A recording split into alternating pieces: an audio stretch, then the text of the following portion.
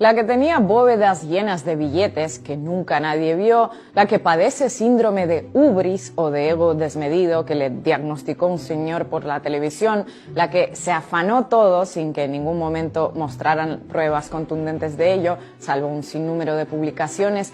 Bueno, esta misma señora ahora se hace la víctima porque le apuntaron una pistola en la cabeza, al parecer sin razón alguna, como si todo lo dicho no fueran razones suficientes.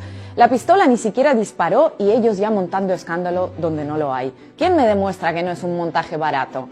Si han seguido los medios argentinos durante los últimos varios, no pocos, ojo, años, todas estas historias y frases hechas les suenan porque todas tratan de una sola persona, Cristina Fernández de Kirchner. A lo largo de años se han destinado unos esfuerzos al límite de la capacidad humana precisamente para deshumanizar a la actual vicepresidenta de Argentina. ¿El resultado? Pues la aparición de una persona que la semana pasada decidió que no era tan mala idea dispararle en la cabeza.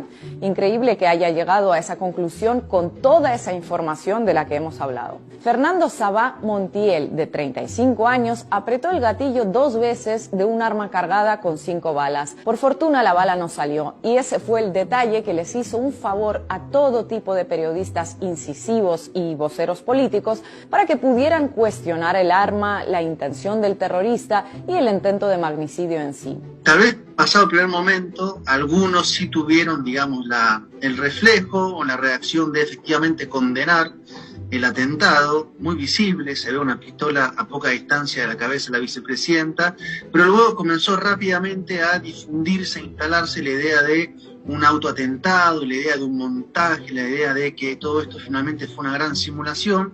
Yo veo 500 personas en la puerta de la casa de Cristina tratando de tapar el ajuste que está haciendo este gobierno. Tratando de defender a una persona que está sospechada de corrupción. Pero es un problema, tenemos que tener no veo violencia política, realmente. No, yo te digo tensión política, ¿no? ¿Cuál es la violencia política? ¿Dónde está la violencia política? Yo no la veo. Los días posteriores al intento de magnicidio han dejado varios diagnósticos. Primero, el extraño caso de la ceguera de este señor que no ve violencia política en un intento de asesinato perfectamente documentado. Y segundo, el estado de los medios argentinos que han pasado de darle plataforma a todo tipo de negacionistas del magnicidio fallido a titular supuesto ataque en pocos días, sino horas.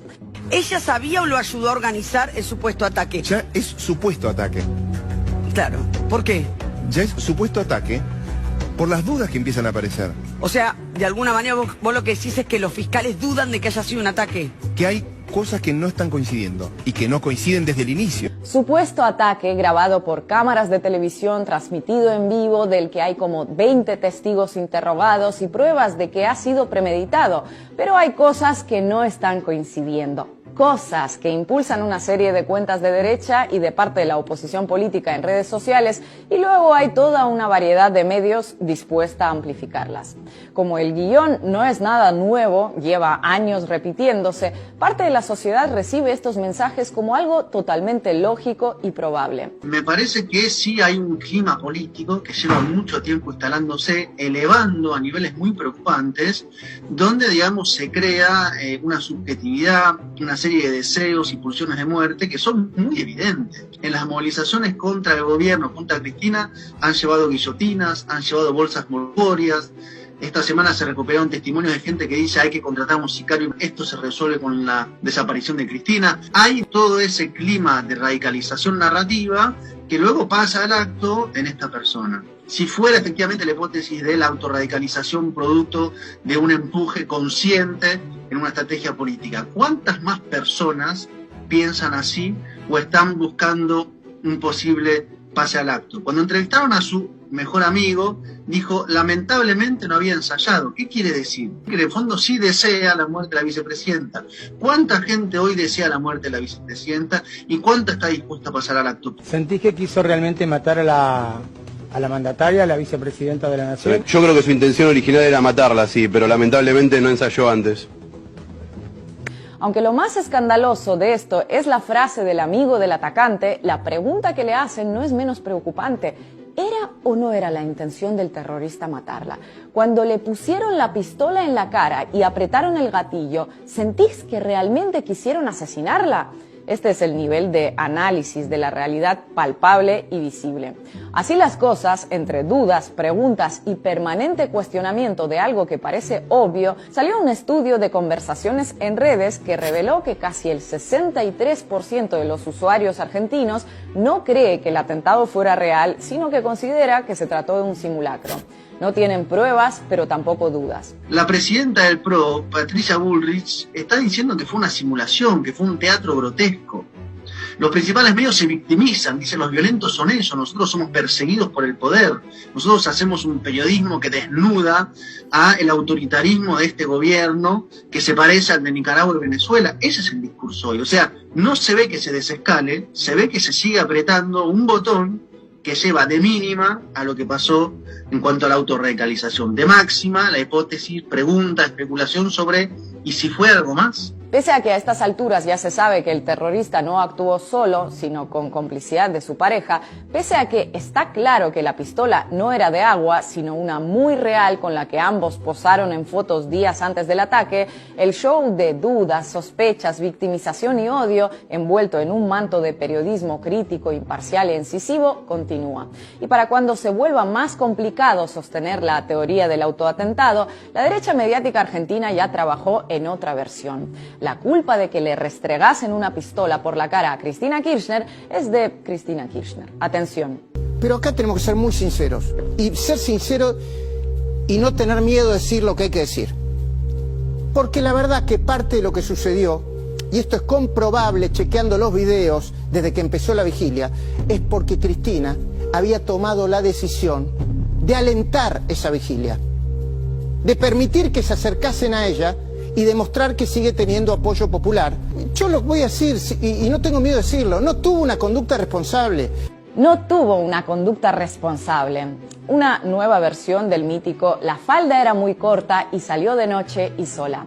La deshumanización y el odio que a lo largo de años se presentó como información hizo que de entrada se crea más en teorías de conspiración que en el sentido común, que la víctima sea puesta en duda y cuando no queden demasiados argumentos para sostener esto, directamente acusada de provocarlo todo ella misma por su irresponsabilidad.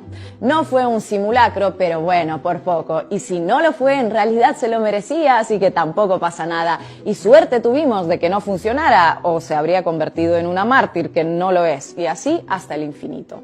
El odio difundido por acción o omisión le hizo creer a ciertos personajes que un atentado o un asesinato podrían justificarse, pero quizá lo que más llama la atención es que en el momento en el que estos personajes pasaron del pensamiento a la acción, la estrategia mediática no es que haya cambiado mucho, todo lo contrario, se suben las apuestas y ya la víctima no es tan víctima y el verdugo un pobre inútil cuyas polémicas intenciones se desconocen.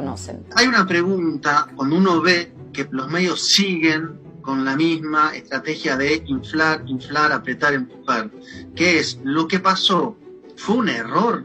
¿O lo que pasó es una consecuencia de una estrategia que justamente crea estas condiciones? Porque si fue un error, pues seguramente haya una suerte de recalcular sobre lo que se está haciendo. Pero si finalmente hay detrás de estos grandes medios grupos económicos, gente que piensa, que hace estrategias, tal vez no sea un error, algo que se salió, sino algo que forma parte de lo posible, en cuyo caso estamos ante medios que están trabajando para que este tipo de situaciones puedan ocurrir. Y cuando ocurren, en vez de recular, siguen apostando a empujar un poco más. Medios que trabajan para que algo así ocurra, a sabiendas de que la intoxicación puede tener semejantes consecuencias. Se hizo viral esta semana un vídeo de la manifestación posterior al intento de magnicidio que no podría resumirlo mejor.